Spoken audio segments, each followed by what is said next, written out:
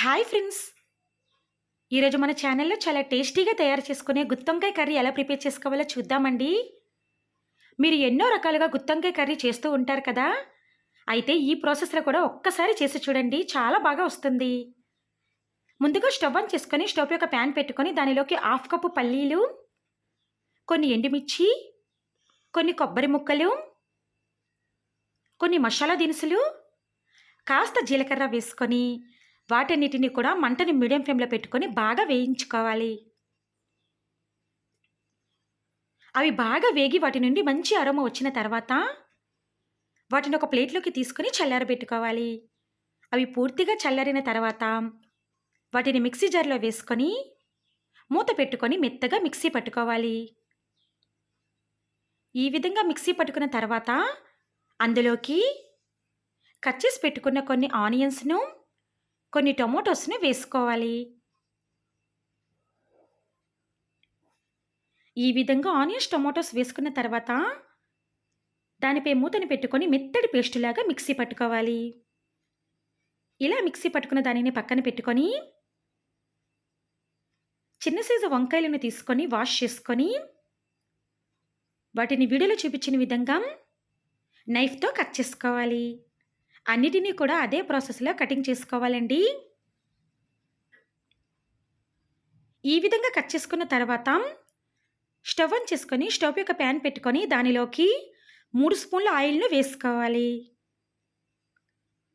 ఇలా ఆయిల్‌ని వేసుకున్న తర్వాత ఆయిల్ బాగా హీట్ అయిన తర్వాత కట్ చేసి పెట్టుకున్న వంకాయలను ఆయిల్‌లో వేసుకొని 1 స్పూన్ పసుపు, 1 స్పూన్ సాల్ట్‌ను వేసుకొని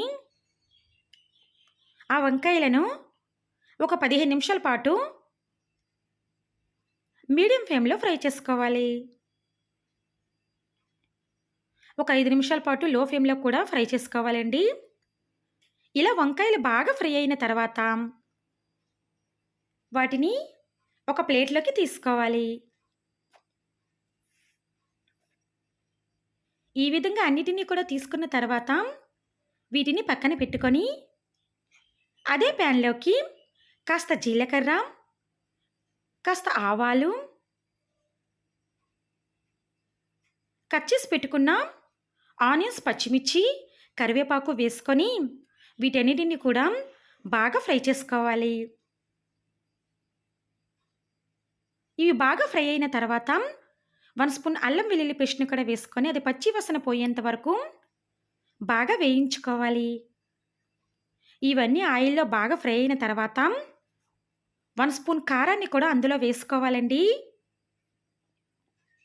ఇలా కారాన్ని వేసుకున్న తర్వాత బాగా కలుపుకుంటూ ఫ్రై చేసుకోవాలి.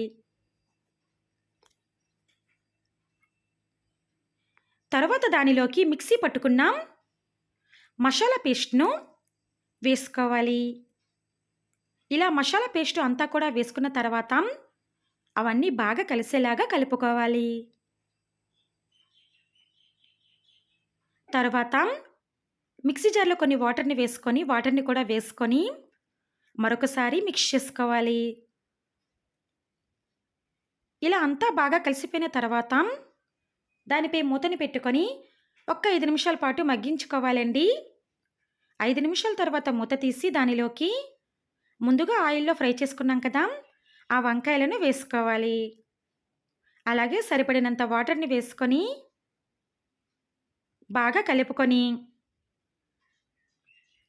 మూత పెట్టుకొని కర్రీ థిక్‌నెస్ వచ్చేంత వరకు కూడా బాగా ఉడికించుకోవాలి. మధ్య మధ్యలో మూత తీస్తూ కలుపుకుంటూ ఉండాలండి. కొంతసేపటికి కర్రీ థిక్‌నెస్ వస్తుంది. చివరిగా కాస్త కొత్తిమీరను వేసుకొని స్టవ్ ఆఫ్ చేసుకోవాలి. అంతేనండి. చాలా టేస్టీగా తయారు చేసుకునే గుత్తొంకాయ కర్రీ రెడీ. వేడి వేడి అన్నంలో ఈ కర్రీతో తింటే చాలా బావుంటుందండి. ఎన్నో రకాలుగా మీరు కర్రీని ట్రై చేస్తూ ఉంటారు కదా! గుత్తొంకాయ కర్రీని. ఒకసారి ఈ ప్రాసెస్‌లో కూడా చేసి చూడండి. అస్సలు నమ్మరండి. అంత టేస్టీగా ఉంటుందండి కర్రీ అయితే. తప్పకుండా ట్రై చేయండి. నిజంగా చాలా బావుంటుందండి. తప్పకుండా ట్రై చేయండి.